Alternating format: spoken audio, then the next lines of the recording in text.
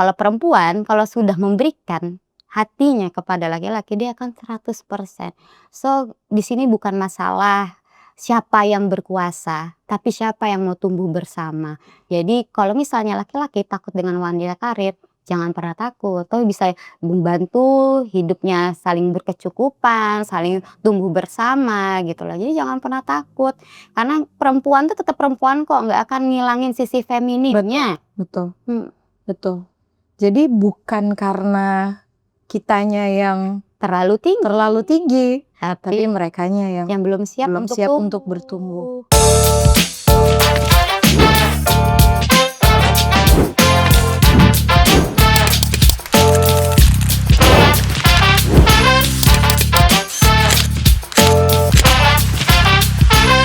Selamat datang di Suara Perempuan Indonesia, Road to 100 tahun Koani. Kembali lagi dalam episode ini. Kali ini saya yang akan membawakan talk show kita hari ini, karena hari ini cukup spesial karena di episode kali ini saya kedatangan seorang perempuan yang sangat aktif. Perempuan ini juga sebenarnya menginspirasi, tapi kalau melihat orangnya kita akan mikir, wah jangan-jangan hidupnya main-main aja. Nah tapi kita akan kulik apakah benar hidupnya seorang Akila Rahmani itu main-main aja. Hai Mbak Akila. Hai Mbak Syalima. Nah lucu ya Mbak Akila panggilnya. Hai Akila, boleh gak aku panggil Akila? Boleh dong. Boleh ya. Kebetulan Kak Syalima ini adalah teman baik saya, teman baik juga di organisasi kepemudaan dan di mana-mana. Di mana-mana. Tadi mau untuk nggak salah sebut. Iya. Sebenarnya harusnya kita ngobrol aja ya, karena saya basically udah tahu semua pertanyaan jawabannya apa kamu udah tahu dari A sampai Z. Jadi Cuman, benar, aku mau sharing ke masyarakat supaya mereka tahu, oh Akila tuh gitu ya. Boleh ya? Oke, kita masuk ke pertanyaan yang pertama, babak pertama. Boleh ya? Boleh. Akila, pertama terima kasih sudah hadir di sela-sela kesibukannya Akila yang saya tahu sekali. Jamnya susah sekali, tapi beliau menyempatkan hadir untuk ada di podcast Koani karena profesinya juga adalah merupakan satu dari ribuan profesinya perempuan Indonesia. Akila, hari ini di setiap hari itu kan kita merasa sukses ya, harus merasa sukses, harus merasa berhasil. Nah, tapi hal kecil apa yang hari ini membuat Akila merasa bersyukur? Kalau ditanya ya, setiap hari saya ingin menjadi versi yang terbaik dari diri saya. Tapi pasti setiap hari juga akan ada masalah juga. Tapi yang saya syukuri pada hari ini, saya bangun sebelum matahari terbit. Dan saya bersyukur masih bisa bernafas dan tidak ada masalah. Biasanya kan kepala pusing, tapi hari ini alhamdulillah permasalahan hidup tidak sepenat kemarin. Dan saya bisa berolahraga dengan waktunya juga banyak. Dan yang paling penting saya tahu tadi hari ini ayah saya pulang dari dinasnya beliau. Jadi alhamdulillah kayak ke dia. Karena kan mama kebetulan sedang ada keluar negeri juga. Adik juga kerja. Jadi ayah juga lagi kerja. Dan ada sosok ayah dan keluarga yang pulang tuh rasanya rumahnya hidup juga. Barusan tadi pagi itu yang hari ini saya bersyukur sekali bahwa ada orang tua dan ada keluarga yang mengisi dalam rumah. Alhamdulillah ya. Boleh kan bersyukur tuh apa aja kan? Boleh, bersyukur tuh apa aja. Pada hari ini kan. Betul. Besok hari ini bersyukurnya beda lagi. Mungkin kita dapat uang besok ya. Oh iya. Atau kayak jodoh. Oh bisa. Kita amin dulu Bu. Amin dulu. Sama-sama perempuan single ya. Iya betul. Pertanyaan nanti saya boleh lontarkan kembali nggak Kak? Boleh aja. Ini talk show dua arah memang. Memang talk show dua arah. Kita sedikit bercanda karena teman. Iya. Mbak Akila tuh kan sebenarnya plus point dari seorang Akila, kalau aku karena kita bersahabat jadi aku tahu, tapi kan orang tuh nggak tahu. Nah, coba 3 deskripsi utama, 3 kata untuk menggambarkan seorang Akila. 3 kata untuk menggambarkan seorang Akila. Karena aku punya banyak kata buat kamu. Saya adalah proses. Akila adalah proses. Saya pembelajaran yang belum juga selesai. Akila belajar. Dan tapi saya orang yang bekerja keras dan tidak takut yang namanya nanti jatuh. Tapi saya yakin saat saya jatuh saya akan bisa bangkit kembali. Berarti Akila pekerja keras lah ya? Yes. Good. Yes, yes. Nanti Kalau kita nggak ada akan kerja keras nggak nyampe dong kita di sini. benar. Kita akan kupas satu persatu itu. Nah, tadi kita gimana nih? iya, peeling satu-satu. Padahal dia tahu semua. Tadi Akila cerita bahwa pas banget hari ini ayah kembali dari dinasnya. Nah, apa yang membuat Akila merasa bahwa your family is the best supporter in life, in your life, definitely. Sekarang gini ya, saat kita masih kecil, kita selalu dibimbing oleh keluarga kita untuk menjadi seseorang. Kita nggak akan bisa jadi seseorang juga kalau misalnya nggak ada peran penting dari keluarga. Ini yang saya rasakan. Seorang ibu saya membesarkan saya, ayah saya membesarkan saya. Dan pada saat saya mencapai di titik ini gitu, pada saat saya hari ini nih, tidak mungkin tidak ada peran penting dari keluarga. Dan saya yakin juga kesuksesan saya hari ini dan kesuksesan kita nggak akan ada artinya kalau kita kehilangan keluarga kita, support system kita, dan diri sendiri. Indeed, karena mereka adalah fondasi utama. Ya. Oke. Belum ya? Kita nggak boleh air mata ya. Kenapa? Masih tiba-tiba kayak flashback gitu kayak kok iya bener ya kalau tanpa mereka gue kesuksesan gue ya kesuksesan profesional itu nggak akan ada artinya. Iya, karena ada doa ibu, doa ayah di situ, ada support mereka juga. Sekarang kalau aku tanya Mbak Salimar gitu, Mbak Salimar saat sudah mencapai sesuatu, kalau orang lain tidak merasakannya, keluarga tidak merasakannya, apalah artinya? Iya, kayak buat apa kan? Jadi nonsense semuanya. Jadi dan goalsnya buat apa gitu? Karena kalau buat sendiri aja, kayaknya nggak cukup ya, nggak lengkap gitu. Nah, momen apa di keluarga yang paling membekas dan mengubah cara pandang seorang Akila untuk see through life, melihat kehidupan? Dari keluarga saya dibesarkan dengan ajaran yang harus bekerja keras, jujur, dan mempunyai empati. Kenapa saya bilang setiap perempuan hebat itu mempunyai masa lalu, mempunyai kekuatan sampai dia berada di titik ini. Saya tahu perempuan-perempuan hebat perjuangannya nggak mudah untuk menjadi perempuan hebat. Kalau ditanya gitu flashback, momen apa sih? Momen saya dimana melihat seorang ibu membesarkan anaknya dengan bekerja keras, dengan jerih payah dan keringatnya beliau. Yang mungkin mama saya itu waktu itu umurnya masih 23, 22 ya. Dan saya waktu masih SD berarti mama saya tuh masih umur 30 apa 27 gitu. Seumur itu, semuda itu sudah bisa membesarkan anak dan membiayai saya sekolah dan sehingga saya seperti ini. Mama saya nggak mampu bayar uang les waktu dulu.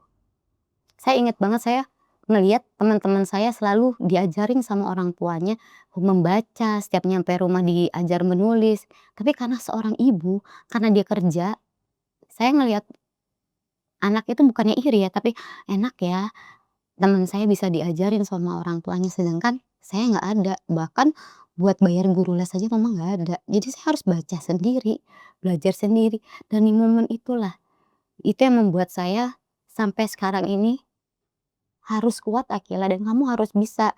Kalau orang lain bisa kenapa kamu enggak? Karena kita nggak pernah bisa menyalahkan orang tua kita untuk tidak mengadakan sesuatu. Dia sudah berusaha mengadakan sesuatu itu dengan jerih payahnya dia dan kerja keras orang tua saya gitu. Dan saya bilang ya terima kasih mama sudah mengajarkan saya sampai sekarang gitu dan menjadi Akila yang sekarang pada hari ini bisa bertemu dengan Mbak Salimar. Akila yang luar biasa. Terima kasih. Terima kasih mama. Terima kasih mama. Nah, Akila, aku dapat info bahwa tenang wajahnya nggak usah gitu. Ini soalnya pertanyaannya nggak ada. Aku dapat info bahwa Akila ini orang yang sangat aktif di beberapa organisasi. Ada organisasi sosial. Bukannya sama dirimu juga? Iya sih, kan nggak boleh nanya balik kan.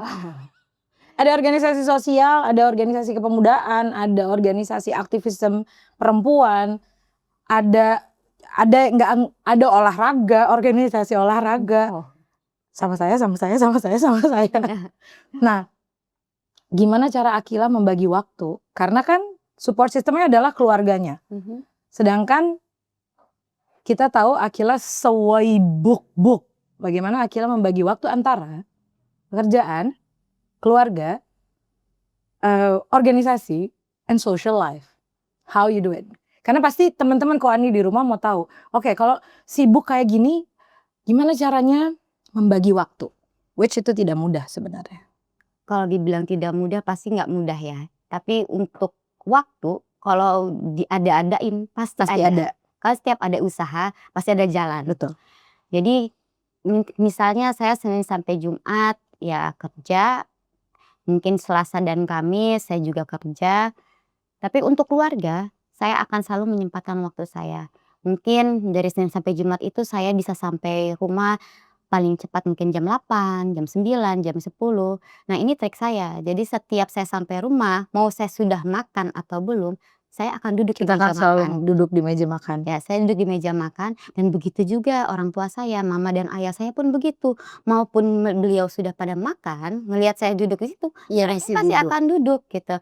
Disitulah cerita tentang sehari-hari saya, misalnya ada cerita apa hari ini nak, apa yang kadang-kadang kan orang tua bisa ngelihat, oh mukanya anak lagi sedih, kadang lagi happy, kadang kan kita nggak setiap hari juga hari-hari happy, pasti juga setiap hari juga ada masalah juga. Ada yang pengen diceritain. Nah di situ kita saling menyempatkan waktu setengah jam, 1 jam lah. Paling nggak saling bertukar pikiran ya kan, saling cerita. Setelah itu kan kita recharge, kembali ke atas, saatnya siap-siap, bersih-bersih, tidur. Kalau untuk organisasi ya kan pasti Mbak Shalimar juga tahu kan kita di organisasi yang sama juga banyak gitu. Dan saya selalu memberikan kemampuan yang terbaik saya di sana dan mengatur waktunya apa. Kadang setelah pekerjaan selesai atau dipas-pasin waktunya. Dan yang paling penting tuh bagi saya adalah beristirahat. Itu paling penting sekali. Karena apa? Kalau istirahat tuh apa? Me time bagi saya itu bukan hanya tidur-tiduran, goler-goler, enggak. Me time itu bisa kita ketemu teman-teman, ya kan? Support system kita bisa tukar pikiran. Di situ kan namanya kita udah recharge lagi. That's why kita selipin itu di sela-sela organisasi itu. Dan Karena di organisasi kita ketemu teman-teman, recharge-nya di situ. Nah, kalau untuk kegiatan sosial biasanya saya ambil di hari Sabtu atau enggak Minggu. Karena kebiasaan kan saya suka bertemu dengan anak-anak kecil. Kebetulan saya juga sering melakukan kunjungan gitu ya buat nyapa anak-anak gitu kan, teman-teman kecil saya gitu. Dan itu saya lakukan ya di hari weekend karena mereka kan pada libur sekolah gitu. Tapi kalau misalnya untuk kayak ke saya pribadi gitu ya, kita ini bukan superwoman yang apa-apa juga harus dia sendiri. Kadang kita juga lelah, ya kan, kadang kita juga pengen ketemu teman-teman kita, dan kadang juga kita lagi butuh bantuan, jangan malu untuk meminta bantuan. Karena saat kita punya mentor, ya kan, kita bisa minta tolong juga sama beliau. Ya yang paling So it's okay to ask for help. ya, Very okay. karena kodratnya perempuan itu hanya butuh didengarkan. Dengarkan, butuh tempat nyender kadang-kadang. Berkeluh kesah lah ya. Oh Mbak Shalimar udah sering Saya ada enggak tempat sih. senderan gitu? Saya nggak ada lagi. Enggak ya? Sama kan? Iya Kita kan nyender di bantal kita sendiri. Tapi one day pasti akan ada. One day pasti akan ada juga. Right on time. Right on time, benar. Mbak Akila, pernah nggak merasa nggak cukup, that I'm not enough? Pernah sih waktu di dunia kerja ya. Mungkin karena saya merasa dulu, aduh perempuan lagi nih. Dan saya sempat dulu, saya share sedikit ya, saya pernah menjadi staf khusus kepala Badan Nasional Penanggulangan Terorisme. Di mana itu kan sebenarnya jabatan yang harus diisi dengan maskulin, ya kan, seorang pria. Tapi mentor saya saat itu kepala BNPT Pak Boy Rafli Amar, dia selalu memberikan saya ruang di tempat maskulin dan dia percaya dengan saya. Saya sempat, Pak, apakah saya sanggup di sini? Tapi dia selalu meyakinkan kepada diri saya bahwa saya mampu. Di saat saya merasa lelah, di saat saya merasa lengah, pasti ada support system dan bantuan dari Tuhan dari atas bahwa kamu kuat. Bukan kamu nggak cukup, kamu tuh cuman lelah, istirahat. Saat istirahat jangan lupa kamu jangan pernah berhenti, bangkit kembali. Disitulah banyak yang saya bilang kita butuh support system. Support system itu bisa datang dari mana saja, bukan dari keluarga, mentor, teman dekat ya kan, Iya iya iya dan iya. siapapun itu. Iya.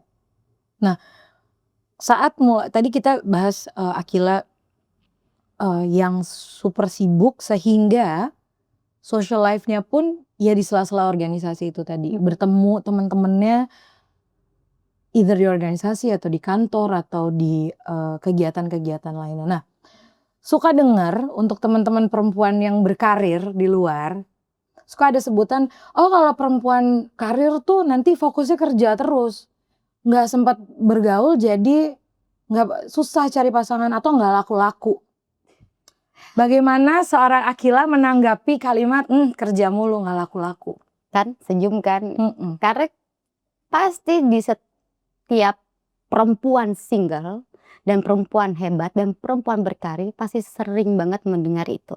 Kalau bagi saya dulu saya sempat ragu sih, cuman semakin dewasa saya semakin belajar bahwa perempuan hebat dan perempuan, karir itu tuh bukan ancaman, tapi sebenarnya tuh kita ini berkah. Buat siapa? Buat diri sendiri, buat keluarga, buat masyarakat, dan bisa buat pasangan.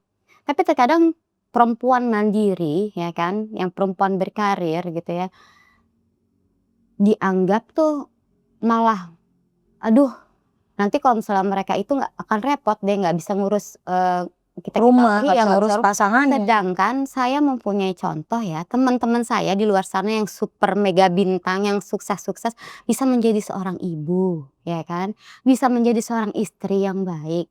Dan kadang juga laki-laki bilang, "Aduh takut nih, sama perempuan karir gitu, perempuan mandiri." Saya bilang bukan karena kita terlalu tinggi, tapi karena mereka yang belum siap untuk tumbuh gitu loh, Mbak. Nah, kalau misalnya kita tahu juga gitu ya, kadang-kadang nih laki-laki ya dan perempuan ini ada sifat yang berbeda. Kalau perempuan, kalau sudah memberikan hatinya kepada laki-laki, dia akan 100%. So, di sini bukan masalah siapa yang berkuasa, tapi siapa yang mau tumbuh bersama. Jadi kalau misalnya laki-laki takut dengan wanita karir, jangan pernah takut. Toh bisa membantu hidupnya saling berkecukupan, saling tumbuh bersama gitu loh. Jadi jangan pernah takut. Karena perempuan tuh tetap perempuan kok, nggak akan ngilangin sisi femininnya. Betul, Hmm. betul. Jadi bukan karena kitanya yang Terlalu tinggi, tapi tapi merekanya yang belum siap belum untuk siap tumbuh. untuk bertumbuh. Terbaik ya. Ya itu kan makanya aku bilang selama Boleh lihat ke situ nggak? Terus dibilang iya. ulang. Itu lucu Apa? sekali loh. Jadi yang bikin clipper gampang. Oke, jadi kan banyak ya stigma bahwa wanita karir itu, aduh jangan mau deh sama wanita karir gitu kan, aduh laki-laki nanti takut. Sebenarnya bukan karena kita terlalu tinggi, tapi karena mereka yang belum siap untuk tumbuh. Jadi jangan pernah mengecilkan cita-citamu karena orang lain belum melihat potensi besar yang ada di dalam dirimu. Jadi kayak kata Soekarno, ingat ya? Gaitkanlah gantungkanlah cita-citamu setinggi langit, bermimpilah setinggi langit, apabila engkau jatuh, engkau akan jatuh di hamparan bintang-bintang. Bercita-citalah tinggi. Saya punya cerita soal bintang, tapi nggak usah lah. Nanti bintang 5. Oh, aku kira lagunya Bagai Bintang di Surga. Enggak, tapi kan ibu punya bintang kan yang suka juga. Oh iya, maksudnya saya, paham. Tapi kan tidak bintang 5 ya. Kalau bintang 5 kan hotel dan restoran ya. Enggak, saya Gojek. Jangan lupa bintang 5-nya kakak. Jangan lupa bintang 5-nya. Nanti akan saya ceritakan di lain kesempatan apa itu bintang 5-nya Ibu Akila. Nah, ini kan sekarang Akila diberikan kepercayaan untuk kita bisa bilang mengelola dan secara bersama-sama mengelola satu BUMN yang tidak mudah gitu, bukan BUMN yang orang kan stigmanya wah bos-bos BUMN atau direktur atau komisaris BUMN itu harus orang-orang, satu harus orang tua, dua harus orang yang wah pokoknya senior. ternyata seorang Akila Rahmani dipercaya untuk menjalankan salah satu posisi itu.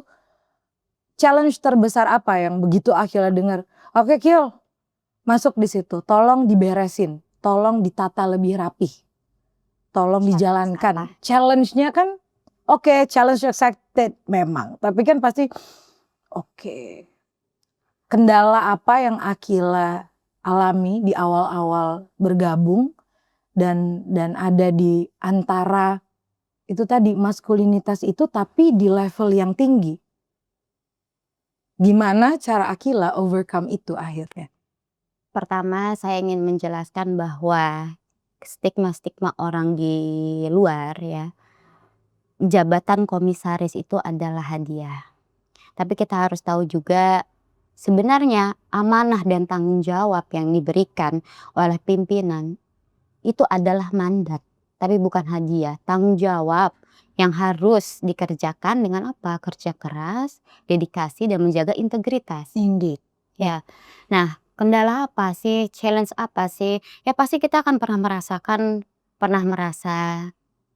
kok nih tempatnya laki-laki semua gitu. Cuman pernah dipandang sebelah mata juga gitu kan karena perempuan. Tapi yang saya syukurin sekarang selama berjalannya waktu, ingat ya, pekerjaan atau kualitas seseorang itu tidak bisa dinilai dari siapa dia atau gender. Kualitas seseorang itu bisa dilihat dari apa? Karakter, kompetitif mereka, sama integritas mereka. Nggak usah banyak ngomong ya kan, jalanin aja. Saat jalanin apa? Kita lihat hasil akhirnya. Saat orang menilai kita bukan karena mereka itu menilai perempuan nih, laki-laki nih ya. Udah pasti Tapi apa yang perempuan ya. tapi yang mereka nilai apa? Kerja kerasnya sama hasil akhirnya. Jadi kita nggak usah banyak ngomong, kerja aja. Ya udah tunjukin hasil akhirnya seperti apa. Biarkanlah mereka yang menilai. Dan Akila membuktikan itu. Insya Allah, mudah-mudahan. Karena sekarang ya kalau kita bilang kan perusahaan BUMN itu ada yang oke, ada yang benar-benar lagi struggling. Nah di sini kita juga membantu di. Mesti Dan diingetin tuh masyarakat. saya bersyukur sekali bahwa saat saya masuk ke dalam dunia itu, tadi ada rasa takut, ragu. Cuman yang saya tahu lingkungan di tempat kerja saya, saat kita duduk bersama, ya mereka mau. Lingkungannya positif berarti ya? Ya, lingkungannya positif, saling support. Yang penting kita harus mengerti satu sama lain. Jangan sampai kita kebut-kebutan. Kan namanya juga di situ kan namanya kita kantor itu tempat untuk apa? Mencapai goals, mencapai Iya. tujuan. Jadi harus ada apa? Kerjasama. Iya. Membangun kerjasama dan soliditas itu ya. Solid. Solid. Aduh, solid. Akila, itu kan karena masuk di korporasi besar. Kita bisa bilang itu corporate besar ya, dengan segala macam tantangannya, dengan segala macam PR-nya gitu. Tapi tadi alhamdulillahnya Akila mendapatkan lingkungan yang positif, lingkungan yang memberikan energi yang kuat gitu untuk bisa secara bersama-sama menjalankan roda si corporate ini untuk berjalan. Nah, kita suka dengar sekarang kalau di sosial media kita suka baca teman-teman perempuan yang merasa bahwa aduh aku diteken nih, aduh aku nggak disupport nih sama lingkungan kerjaku, aduh aku di kantor udah stres nih dan segala macam. Menurut aku, Akila adalah orang yang tepat untuk kasih pesan untuk mereka lebih, you know what, tutup aja kupingnya, jalanin aja. Tapi kan banyak nih yang suka goyang kayak aduh resign aja deh padahal baru setahun. Tuh, aduh udah gitu, aduh gak kuat. Gimana? Menurut Akila mesti apa sih teman-teman yang perempuan karir ini? Menurut aku sih ya kalau misalnya bekerja sudah memakai hati ya kan, itu nggak akan ada sih rasa yang aduh capek, aduh malas. Kalau kita kerja pakai hati semuanya pasti akan cepat selesai dan pertama. Dan kedua kita harus cepat beradaptasi. Kalau kita nggak bisa beradaptasi gimana kita mau cocok sama lingkungan kita gitu. Dan bukannya kita mau mencocok-cocokkan diri gitu, cuman saat kita belum mencoba dan mencari tahu gitu ya, untuk beradaptasi, ya kita nggak akan mulai mencoba. Tapi saat kita sudah mencoba, mencari tahu, usaha untuk beradaptasi, itu akan lebih baik dan pasti kerja kita juga lebih enak. Dan kedua, kalau misal lingkungannya toksik, tangan kita dikasih Tuhan nih 2 nih ya, bukan nutupin mulut semua orang, capek ya kan, tinggal tutup kuping, begini ya kan, tutup kuping, kerja aja dengan benar, dengan baik. Toh juga saat kita kerja benar dan kita mempunyai hasilnya, orang-orang kan juga pasti bakal, "Oh iya bener juga ya, dia kerjanya juga benar ya, nggak sama dengan orang yang orang-orang ngomongin." Tangan tinggal 2 nih Kak, ya kan, tutup kuping, kerja dengan benar, udah lurus aja lempeng. Apa pelajaran terbesar seorang Akila di 5 tahun terakhir? 5 tahun terakhir adalah Pelajaran terbesarnya apa? 5 tahun terakhir ini bener-bener roller coaster, jatuh bangun, bener-bener rasanya, aduh capek banget ya. Sempet waktu itu saya punya mentor perempuan yang mungkin sahabatnya Kak Syalimar juga gitu, Kak Sarah. Saat itu saya ada, kegiatan bareng dengan beliau yang tidak mencapai dengan tujuan saya gitu. Itu rasanya kayak, "Oh Tuhan, uang habis," ya kan, Waktu, waktu tenaga, habis, energi, tenaga, ya. itu rasanya ada waktu saya seminggu nggak mau ngapa-ngapain.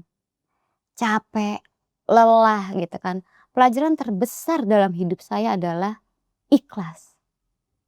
Saat Anda ikhlas, saat Anda ikhlas dan Anda memegang kembali kendali hidup Anda akan mulai bekerja lebih keras lagi, membangun banyak relasi lagi.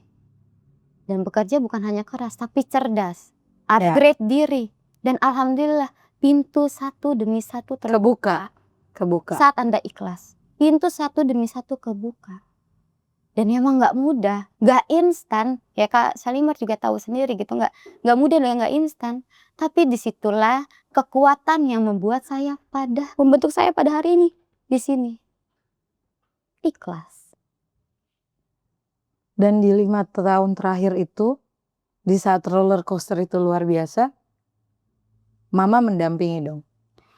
Bukan lagi, dia udah jadi pendana, mendampingi, jatuh bangunnya saya luar biasa sih seorang ibu itu. Ibu mama saya dari dulu ya, nggak pernah ngomong enggak sama saya. Saya tahu saat mama saya lagi nggak ada uang pun dia bisa ngomong ada buat saya. Itu waktu saya kecil ya, tapi alhamdulillah sekarang juga mama sudah punya bisnis yang luar biasa juga gitu. Jadi ya apapun yang saya minta juga nggak mungkin dia bilang enggak. Tapi karena kita punya, aduh rasa nggak enak hati jadi ya ngerem, udah punya kerjaan ya kan. Jadi Akila yang berproses adalah hasil dari contoh Mama yang juga berproses? Iya. Oke. 1 pertanyaan terakhir, jawabnya jangan lihat aku, jawabnya lihat ke sini, gitu. "Sini Bu, Bu, Bu." Nah, jawabnya lihat ke situ. Boleh kan ya bercanda ya? Boleh. Biasanya pertanyaan Anda akan menegangkan nah di sini. Enggak menegangkan. Sebelum Tutup mata semuanya. tadi kita udah menyampaikan pesan ke semua perempuan-perempuan yang berkarir, semua perempuan-perempuan yang bekerja. Terus perempuan muda yang suka dianggap tidak mampu di lingkungan pekerjaannya atau di lingkungan-lingkungan baru. Aku Nah, punya sih pesan buat perempuan-perempuan di luar sana. boleh itu dulu sebelum yang terakhir apa? Heeh. Saya punya pesan buat perempuan-perempuan di luar sana. Saya tahu perempuan hebat dan perempuan yang hidupnya sudah berada di titik terkuat. Saya tahu perjalanan kalian itu tidaklah mudah. Tapi boleh diingat, kita bekerja itu bukan untuk menunjukkan betapa hebatnya kita, tapi untuk menunjukkan betapa berharganya kita. Dan kita juga menggapai cita-cita itu bukan karena kita egois, karena kita menghargai pemberian Tuhan kepada kita. Dan kita nggak perlu untuk menjadi sempurna. Jadilah versi terbaik diri kita. Jangan pernah mengecilkan cita-cita kita karena orang lain belum bisa melihat potensi besar yang ada di dalam diri kita. Kita berhak sukses, kita berhak dihargai, kita berhak dicintai. Dan itu jadi mau nangis deh gue. Jangan nangis dulu. Bisa di-cut kan nanti yang ini ya? Iya, nangisnya. Kita berhak dihargai dan kita berhak dicintai. Jadi pokoknya bagi pesan saya untuk teman-teman perempuan di luar sana, Harus berani. kepakkan sayapmu. Karena perempuan hebat itu bukan perempuan yang tidak pernah jatuh, tapi perempuan yang tahu kapan dia harus bangkit dan tetap menjaga hatinya. Terima Untuk kasih. tangan. Oke, closing statement. Jadi Mbak Akila, terakhir sebelum kita menutup obrolan kita di Suara Perempuan Indonesia, sampaikan suara seorang Akila untuk mama tercinta melalui kamera di sebelah sini. Ya, udah mau nangis. Ma, Akila mau berterima kasih. Dari kecil mama sudah membesarkan Akila sampai titik Akila hari ini. Mama begitu bekerja keras untuk Kila dan Kila gak akan pernah lupa bahwa Akila itu dibesarkan dulu dengan seorang single parent. Dan mama selalu ngasih tahu Kila, kamu gak pernah boleh yang namanya cengeng. Karena dulu sempat mama tinggalin Kila kerja untuk ke Jakarta untuk mama cari uang buat Kila sekolah. Kila gak akan pernah lupa. Mama yang terbaik buat Kila dan Kila minta maaf sama mama belum bisa ngasih yang terbaik buat mama. Tapi Kila akan tunjukin, Kila akan menjadi orang yang berhasil dan jadi kebanggaan mama. Dan Kila minta maaf ya Ma, kadang-kadang Akila itu gak bisa ngomong kayak anak-anak yang lain, I love you Ma, karena gak bisa kesebut. Karena dari kecil Kila gak pernah mama ajarin untuk ngomong I love you. Tapi saat Kila besar, mama ada buat Kila. Dan dari kecil pun mama gak pernah ngomong enggak buat Akila, walaupun Kila tahu mama gak ada. Terima kasih mama, terima kasih ayah juga yang sudah mendampingi Kila dan selalu mensupport Kila dan selalu memberikan Kila semangat sampai Kila ada di titik sekarang ini. Kalau sini gak ada mama jadi Kila berani I love you Ma. Thank you Mbak Akila. Teman bisa datang dan pergi, sahabat bisa datang dan pergi, bahkan cinta bisa berganti. Tapi satu yang tidak habis, cinta ibu itu sampai kita ketemu di surga nanti. Salam Perempuan Indonesia.